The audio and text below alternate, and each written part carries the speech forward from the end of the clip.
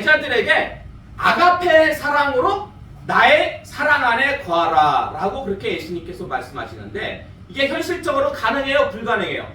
이거 불가능해요. 왜요? 제자들은 사람이잖아요. 사람이 어떻게 아가페의 사랑을 할 수가 있습니까? 아가페의 사랑은 하나님이 하시는 사랑이에요. 예수님이 하시는 사랑이에요. 근데 그 사랑을 지금 제자들 보러 하라는 거예요. 그렇기 때문에 이거는 현실적으로 불가능합니다. 그래서 예수님의 사랑 안에 거할 수가 없어요. 그러나 거할 수가 있어요. 도대체 목사님 도대체 무슨 말씀하시는 거예요? 아침부터. 예? 거할 수가 없는데 왜 거할 수가 있다고 말씀하시는 겁니까? 이게 말이 돼요? 여러분, 예수님의 사랑 안에 거할 수가 없는데 거할 수가 있대요. 예수님의 사랑 안에 거할 수가 없는데 거할 수가 있어요. 그거 말이 돼요? 안 돼요? 예? 말이 안 되죠. 거할 수가 없는데 거할 수가 있대요. 이게 어떻게 말이 됩니까? 어떻게 말이 되냐면요, 성령 세례를 받습니다. 내 힘 가지고는 그 아가페의 사랑으로 예수님 안에 거할 수가 없어요. 그러나 성령님께서 내 안에 들어오시면, 성령님께서 내 안에 들어오시면, 예? 나를 주장하사 그 성령님의 그 힘을 빌어서 예수님의 사랑 안에 거할 수가 있게 된다라는 것입니다. 따라서 성령 세례의 또 다른 유익 한 가지는 예수님의 사랑 안에 거할 수가 있다는 거예요. 예수님의 사랑 안에, 그 아가페의 사랑 안에 우리가 거할 수가 있다라는 것입니다. 이제 여러분 9절 말씀 자세히 보세요.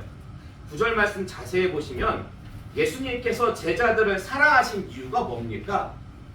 예수님께서 제자들을 사랑하신 이유가 뭐예요? 오늘 이상하게 날씨가 좋아. 그죠? 예, 요즘 계속 좀 꾸물꾸물했고, 예? 좀 중간에 춥기도 하고 그랬는데 주중에 날씨가 좋아. 그래도 예배당 안에 딱 들어오니까, 예, 아주 난로를 일찍부터 펴놔가지고 불안해. 아버지 집에 오니까 마음이 어때요? 편안해져. 그러니까 무엇이 와요? 잠이 와. 예? 마음이 편안해지고, 예? 얼었던 마음과 몸이, 예? 녹으니까, 예? 잠이 와. 근데 이 시간은 무슨 시간이에요? 말씀 듣는 시간이잖아요. 예? 잠은 좀 이따가 주무세요. 예, 잠은 집에 가서 주무시고, 예, 오는 시간에는 말씀을 먹어야죠. 말씀 먹으러 왔으니까. 그러니까 말씀에 집중을 좀 해주시기를 부탁드립니다. 자, 9절 말씀 자세히 보시면은 예수님께서 제자들을 사랑하신 이유가 뭐예요?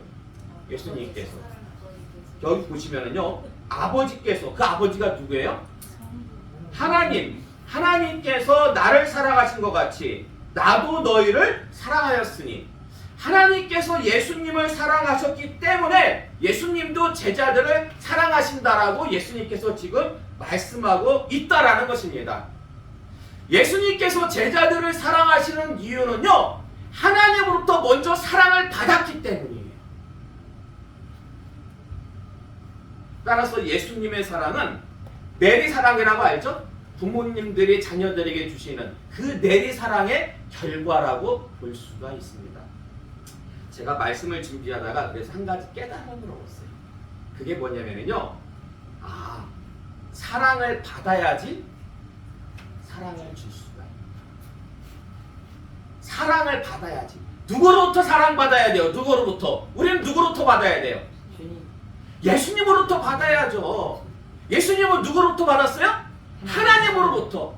그러니까 그 예수님으로부터 사랑을 받았으면은요, 우리도 다른 사람들에게 사랑을 줄 수가, 베풀 수가 있어요. 근데 내 마음에 예수님의 사랑이 없으면은 다른 사람에게 그 사랑을 줄 수가 없어요. 옆에 사람들 한번 얼굴 보세요. 옆에 사람 한번 보세요. 옆에 사람 보시면은 어떻게 그분이 예수님의 사랑으로 충만한 것 같습니까? 아니면은 예수님의 사랑이 없어 보여? 있어 보여요? 있어 보여요. 보지도 않고 있어 보여요? 제가 전에도 말씀드렸지만 동인교회 나올 때 동인교회에서 한 10년을 사역했어요. 네. 그 동일교회 가기 전에는 겨자씨교회에서 딱 5년 5개월 동안 사역을 했고, 예, 동일교회에 있을 때는 10년에서 딱 2개월 모자란, 예, 거의 10년을 갖다가 사역을 했습니다. 근데 동일교회에서 나올 때 제가 마상을 좀 입었어요. 마상이 뭐예요? 마상? 마음의 상처. 그렇죠. 마음의 상처. 이런 걸 안 가르쳐줘도 참 잘 알아요. 참, 네, 신기해. 근데 그 마음의 상처를 안고 기도원에 갔어요. 기도원에 갔는데 자정쯤 갑자기 임하더라고요. 사랑의 은혜가. 예. 갑자기 사랑의 은혜가 임하니까요. 제 입에서 어떤 고백이 나왔는지 아십니까? 제 입에서 저에게 마음의 상처를 준 저들을 용서해 주세요. 제가 하는 게 아니었어요. 그 고백은 저들을 용서해 주세요. 그리고 이어서 저들을 회복시켜 주세요. 그 두 가지 기도가 나오더라고요. 저에게 상처를 준 저들을 용서해 주시고 저들을 회복시켜 주시옵소서. 근데 희한하게 그 기도를 하고 나니까요, 제 마음에 있던 마상, 마음의 상처와 미움이 사라지더라고요. 그리고 긍휼의 마음이 생기더라고요. 긍휼의 마음, 예? 불쌍히 여기는 마음. 저들이 지금 주님의 용서를 받지 못하면은 저들 주님으로부터 더 큰 책망과 어려움을 당하는 건 시간 문제인데, 이전에는 마음의 상처를 안고 미움을 안고 기도원에 올라갔는데 그 사랑의 은혜가 임하니까요, 안타까운 거예요. 그들을 위해서 기도하는 거예요. 긍휼의 마음이 생기는 거예요. 혹시 여러분 가운데도 형제자매에 대한 미움이 있다면 예수님의 사랑 안에 거하시기 바랍니다. 왜 아멘 안 해요? 아멘. 예? 싫어요? 예? 용서하기 싫어요? 여러분, 용서하지 않으면은요, 그 미움이 그대로 여러분 마음에 있는 거예요. 주님께서 왜 여러분에게 사랑의 마음을 주시냐면은, 주님은 당신의 자녀들이 미움이라는 그 대못, 그 가시를 안고 사는 걸 원치 않아요. 여러분 마음 안에 그 대못, 가시를 안고 있으면은요, 품고 살으면 그게 누굴 찔러요? 여러분 자신을 찔러요. 그거 정말 불쌍한 거예요. 그렇기 때문에 여러분, 예수님의 사랑 안에 거하심으로 여러분 안에 있던 상처가 먼저 치유가 되고, 그리고 오히려 그들을 위해서 주님의 사랑을 베푸는 여러분이 다 되시기를 바랍니다. 자, 계속해서 10절의 말씀 보시면, 자, 우리 10절 말씀 함께 공독할까요? 10절 말씀 시작. 내가 아버지의 계명을 지켜 그의 사랑 안에 거하는 것 같이 너희도 내 계명을 지키면 내 사랑 안에 거하리라. 아멘. 자, 예수님의 사랑 안에 거하는 방법이 뭡니까? 예수님의 사랑 안에 거하는 방법. 네? 너희도 내 계명을 지키면 내 사랑 안에 거하리라. 예수님의 계명을 지키는 거예요. 예수님의 계명을 지키면, 예? 예수님의 사랑 안에. 근데 좀 전에 제가 뭐라고 말씀드렸어요? 예수님의 사랑 안에 거하는 방법이 뭐라고 말씀드렸어요? 성령 세례였죠. 그럼 뭐가 맞는 거예요? 예수님의 사랑 안에 거하려면 성령 세례를 받아야 됩니까? 아니면 예수님의 계명을 지켜야 됩니까? 둘 다예요. 둘 다. 왜냐하면 예수님의 계명을 지키려면 반드시 성령 세례가 필요하기 때문에 그래요. 여러분, 예수님의 계명이 뭐예요? 예수님의 계명. 예, 자, 구약에는 613개의 계명을 모세를 통해서 하나님이 주셨어요. 그 안에는 10계명도 들어 있어요. 예. 근데 예수님께서 오셔가지고 새로운 계명을 하나 주셨어요. 자, 12절의 말씀 볼까요? 12절의 말씀 함께 봉독하겠습니다. 시작. 내 계명은 곧 내가 너희를 사랑한 것 같이 너희도 서로 사랑하라 하는 이것이니라. 아멘. 자, 예수님의 계명이 뭐예요? 서로 사랑하는 거예요. 서로 사랑하는 거예요. 예. 누가 제자들을 사랑한 것 같이? 예, 누가 제자들을 사랑한 것 같이? 예수님이 제자들을 사랑한 것 같이, 예수님이 사랑한 것 같이 서로 사랑하는 게 예수님께서 주신 계명이에요. 그런데 예수님의 사랑은 어떤 사랑이에요? 예수님의 사랑은 아가페의 사랑이에요. 아가페의 사랑. 예? 그러니까 사람의 힘 가지고는 절대로 아가페의 사랑을 할 수가 없어요.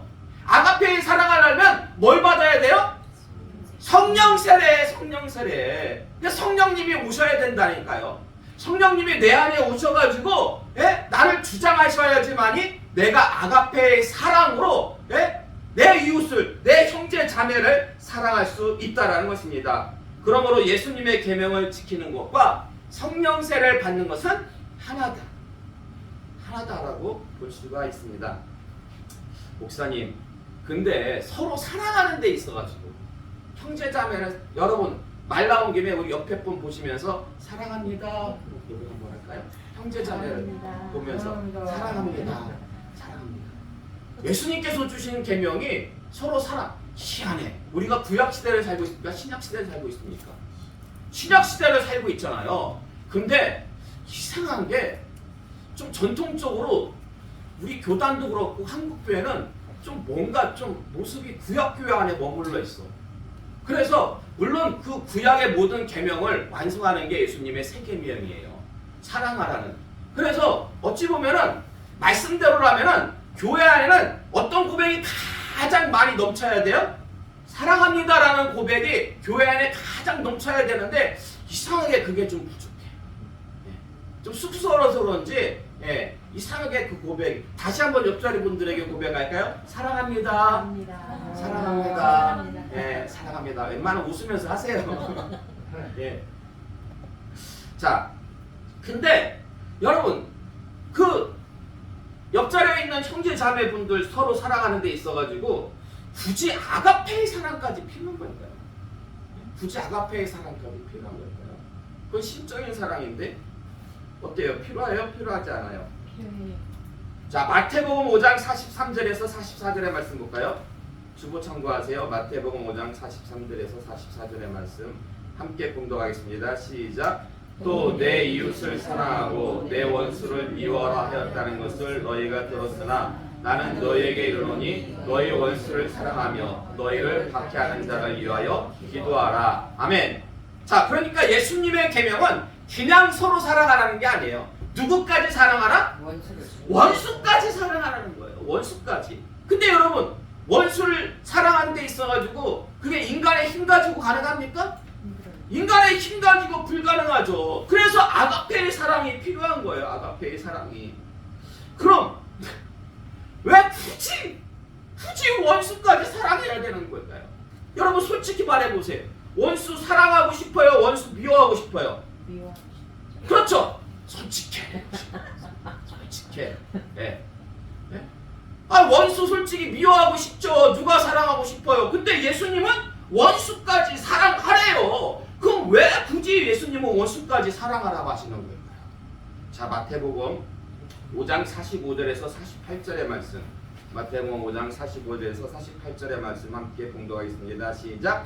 이같이 안질 하늘에 계신 너희 아버지의 아들이 되리니 이는 하나님이 그 해를 악인과 선인에게 비추시며 의를 부르는 자와 불의한 자에게 내려주심이라. 너희가 너희를 사랑하는 자를 사랑하면 무슨 상이 있으리요? 세리도 이같이 아니하느냐?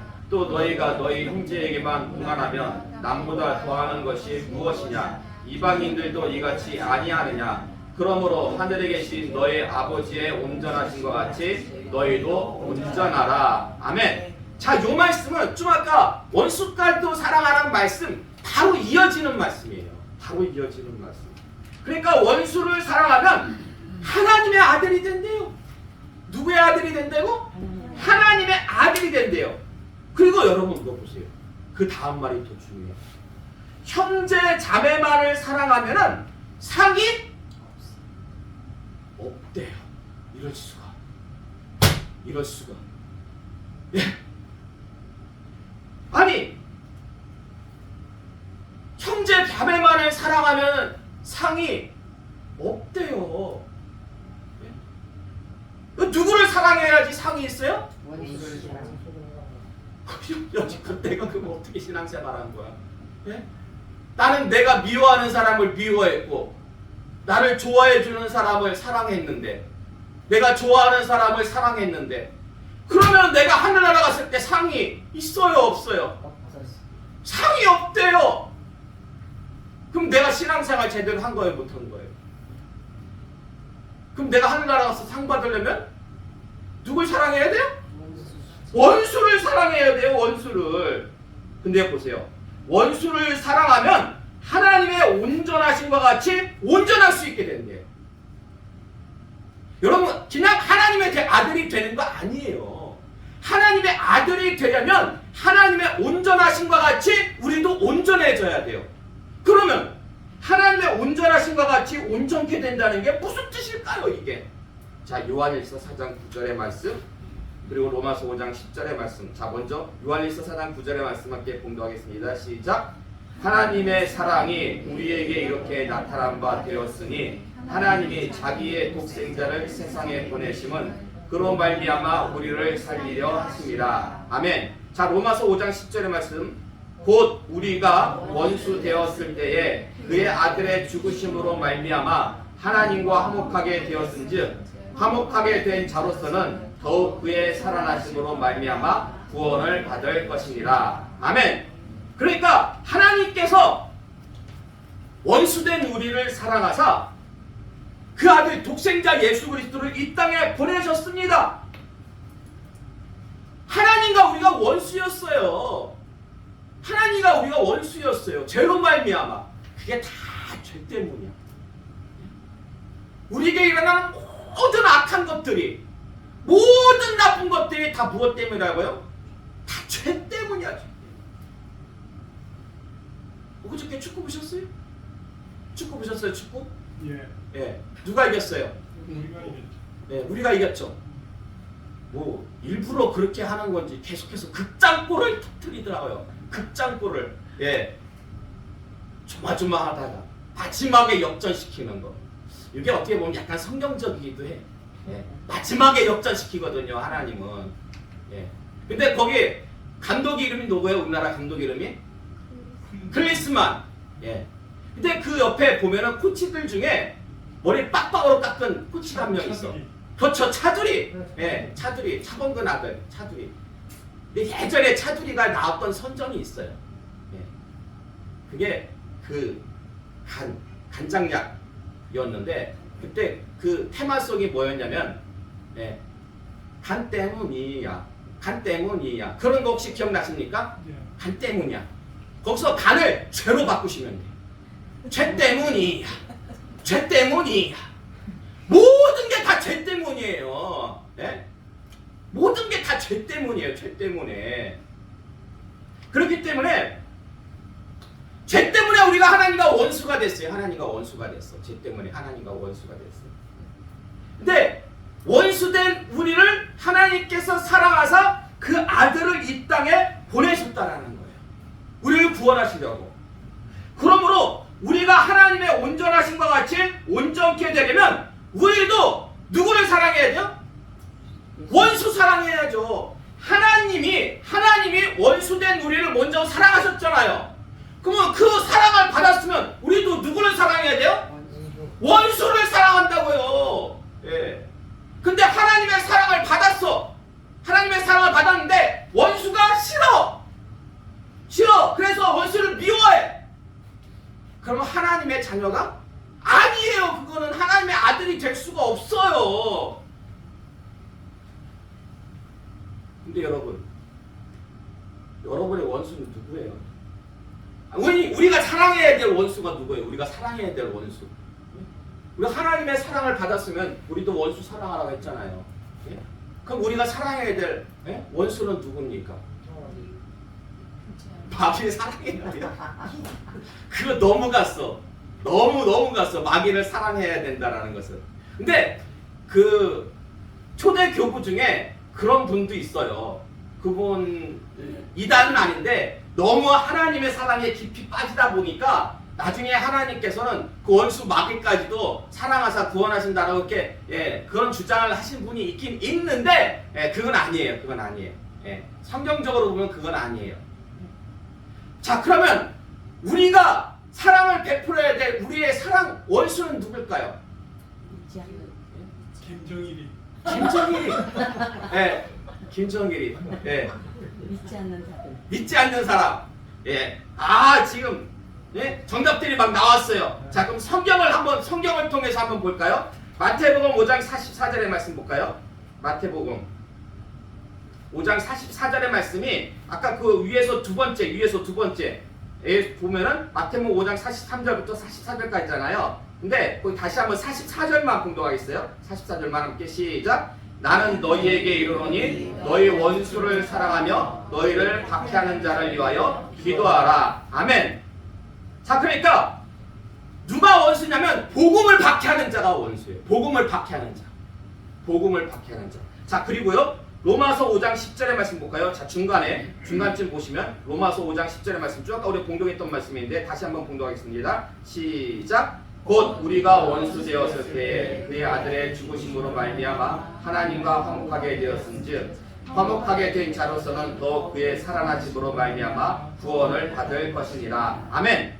자, 우리가 언제 하나님과 원수가 되었었냐면은 복음을 받아들이지 않았을 때.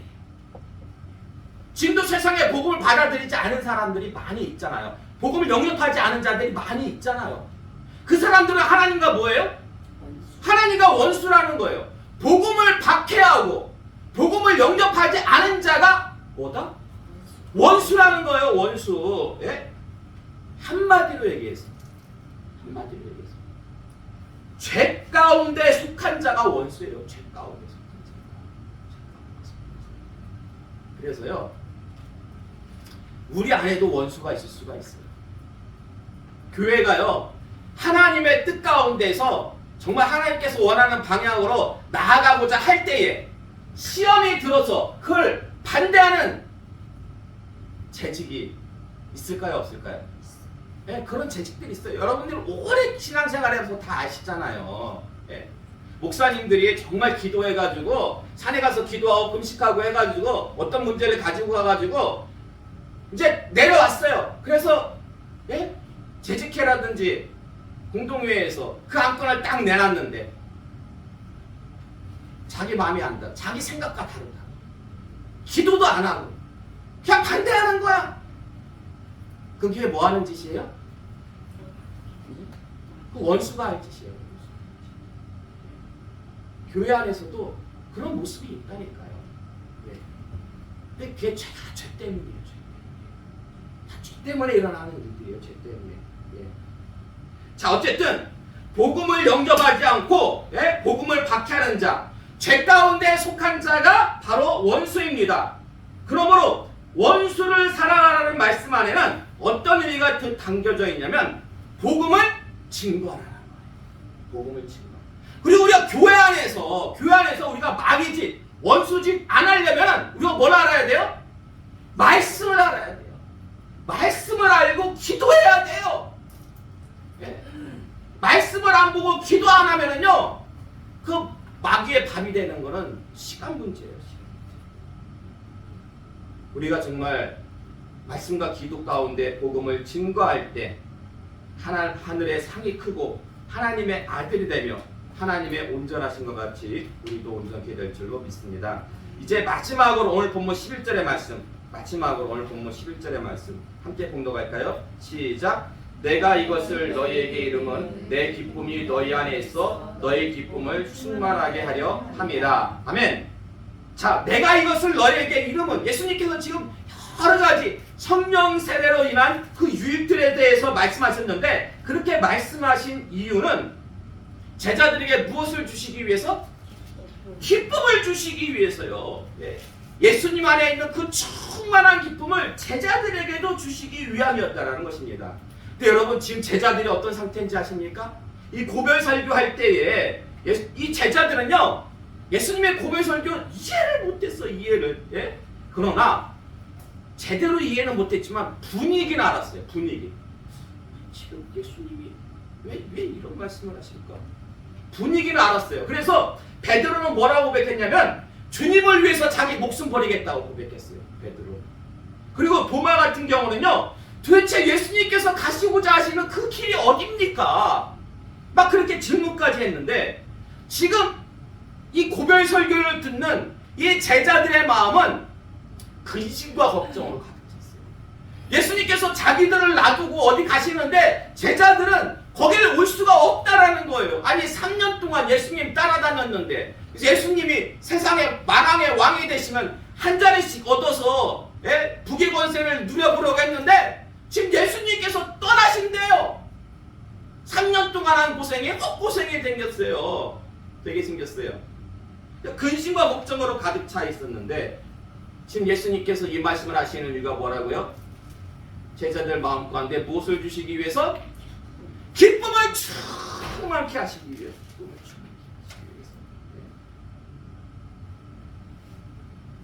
그러니까 예수님께서 다 알고 계셨던 거예요. 다 알고 계셨던 거예요. 제자들의 상태를 지금 다.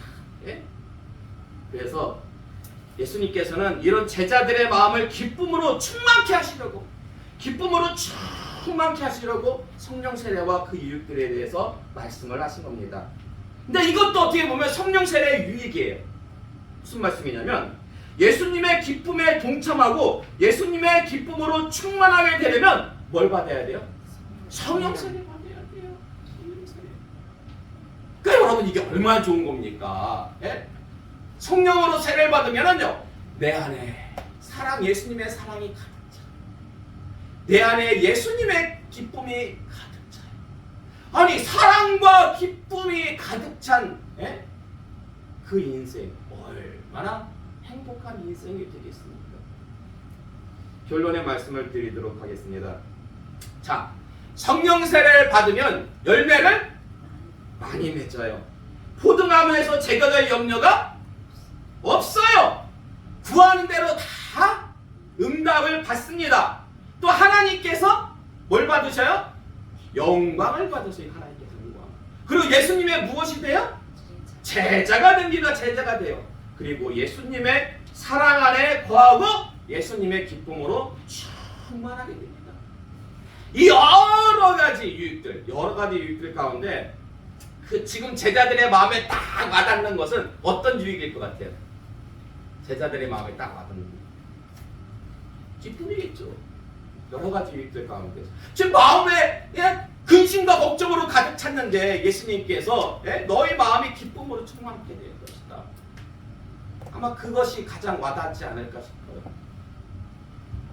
그러면 저는 어떤 게 가장 와닿을 것 같아요?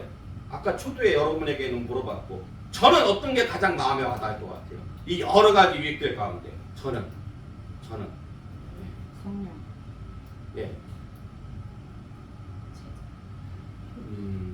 구한 대로 다 이루어질 것이다.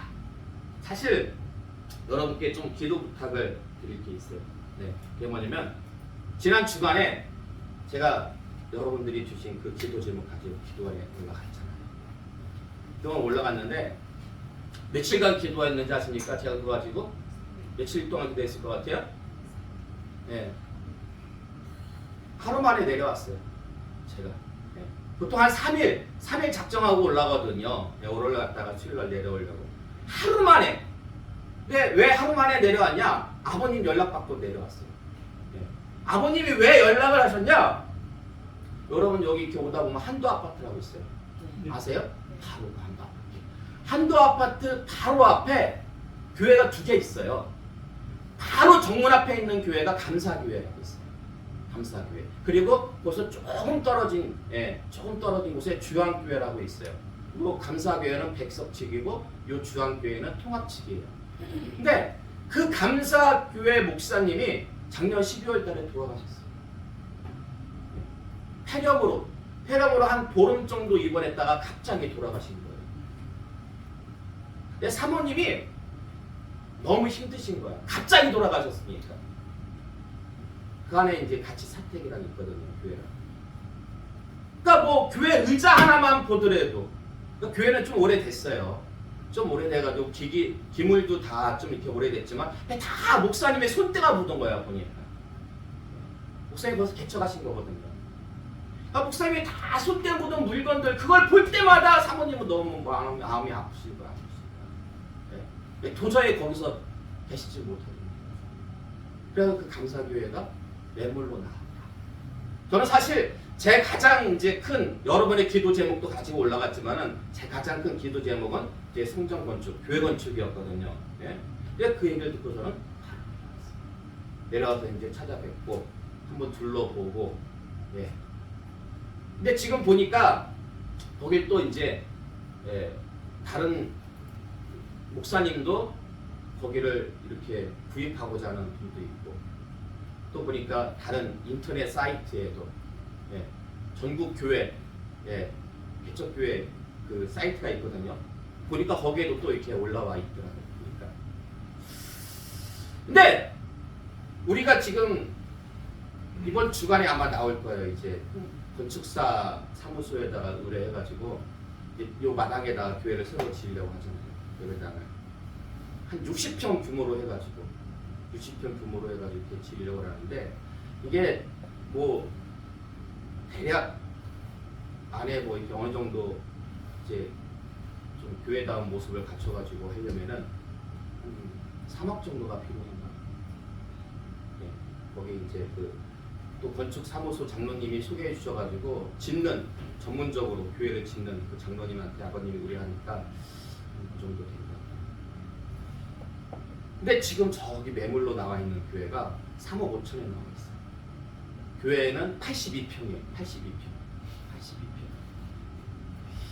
어떤 게 나은 것 같아요? 여기다가 새로 3억 들여가지고 새로 짓는 게 나을 것 같아요? 아니면 저기다가 3억 5천 들여가지고 저기 교회를 우리가 매입하는 게 나을 것 같아요? 어떤 게 나을 것 같아요? 뭐 그거는 뭐 다 좋죠. 다 좋아요. 네. 근데 앞으로 이제 이 지역이 재개발이 되고